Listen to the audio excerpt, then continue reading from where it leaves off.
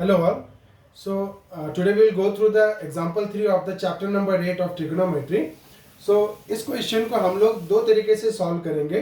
पहला क्या है कि जब हम लोग एक ट्रायंगल बना के उसमें हम लोग साइड्स को लेके करेंगे, और दूसरी मेथड जो कि बहुत सिंपल मेथड है, आपका बहुत टाइम बचेगा, तो उस मेथड को हम लोग यूज़ करेंगे. किसको? हम लोग एंगल को लेके यूज़ करेंगे. तो पहले मैं क्या करूँगा, आपको साइड्स को लेके हम लोग ट्राई करेंगे.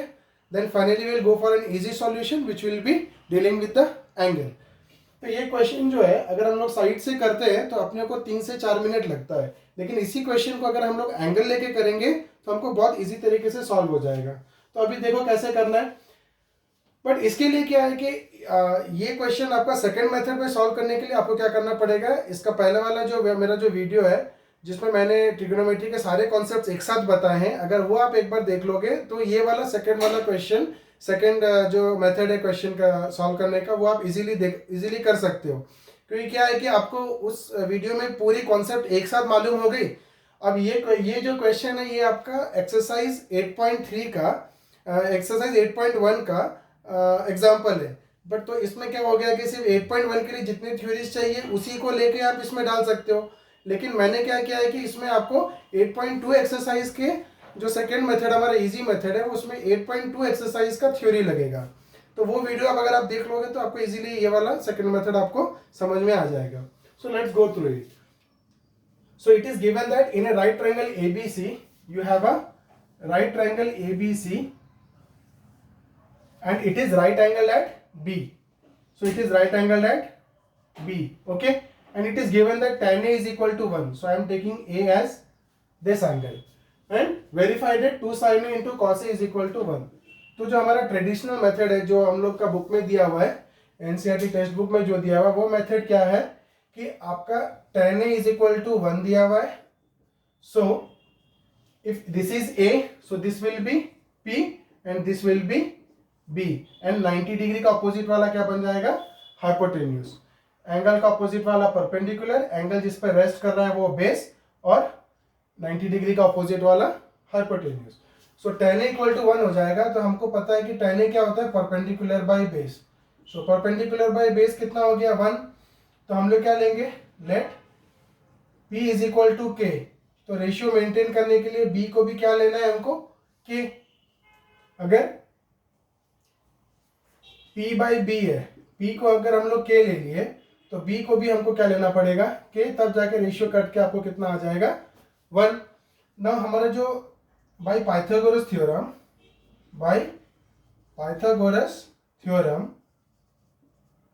तो पाइथागोरस थ्योरम क्या कहता है? अगर आपको h निकालना है so you need the under root of p square plus b square. अब h कितना हो जाएगा आपका? h is equal to under root p square. p क्या है? k. So k square plus k square, तो कितना हो जाएगा? h is equal to under root 2k square. अब रूट से बाहर 2 निकल नहीं पाएगा, so h is equal to root 2, और ये क्या है? k स्क्वायर है तो k बाहर निकल जाएगा स्क्वायर रूट के, तो h is equal to root 2 into k. अब आपको क्या चाहिए? प्रूफ करना है 2 sin A cos A is equal to 1. तो LHS जो हमारा रहेगा वो क्या दिया हुआ है? 2 sin A into cos A. ठीक है. अब आप 2 sin A into cos A निकालो. 2 इंटू sin A का वैल्यू कितना होता है? sin A will be P by H. sin A will be P by H. और ये कितना हो जाएगा? cos A कितना हो जाएगा? B by H. So it will be 2 into P कितना है हमारा? K. और H कितना है हमारा? Root 2K. ठीक है.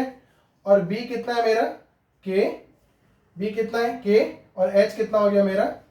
Root 2K. Now this K cancels out, this K cancels out. So 2 into 1 by root 2 into root 2. So root 2 into root 2 कितना हो जाएगा? रूट 2 का स्क्वायर. सो ये कितना हो जाएगा? 2. तो ये कितना हो गया? 2 कैंसल्स आउट. इसका आंसर कितना आ गया? 1, which is equal to RHS. Proved. ठीक है. तो ये आपका प्रूव हो गया.